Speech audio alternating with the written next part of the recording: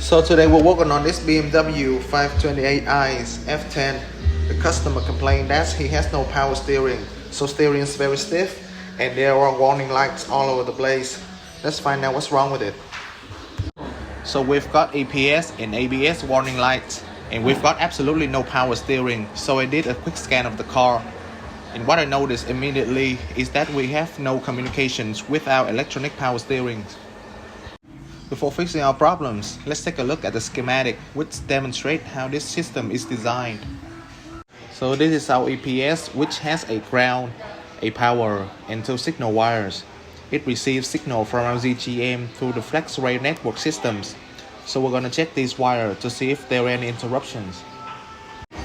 This is our electronic power steering, and basically it's a motor mounted on top of a normal steering rack. There are two big wires going into the module to fit the electric motors, and there are three little wires going into the module, which are wake-up signal wire and two communication signal wires of the FlexRay. So to measure the wake-up signal wire, we just need to turn on our ignitions and wire up our multimeter. I've just received some voltage, which means this wake-up wires is still functional. Now, I've already got the scope hooked up to the communication wire, and let's see what this communication looks like. So as you can see, this is our EPS FlexRay pulse. It's very different than what it's supposed to be, so we can conclude that something is wrong with our communications. And moving on to our power and ground. The power is good because I've already checked it.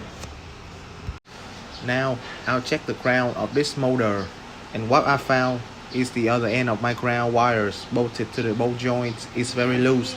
So this might be our problems. Now we're going to tighten the screw and remeasure our FlexRay signal. As you can see, this signal pattern is completely different than before, and this looks exactly like what it's supposed to look like. I think at this point the problem might have been solved. Next, we're going to go ahead and delete the fault code and turn on the engine to see whether the symptom is still there. As you can see, there's no warning lights on the dashboard, and we can see the power steering is back to normal.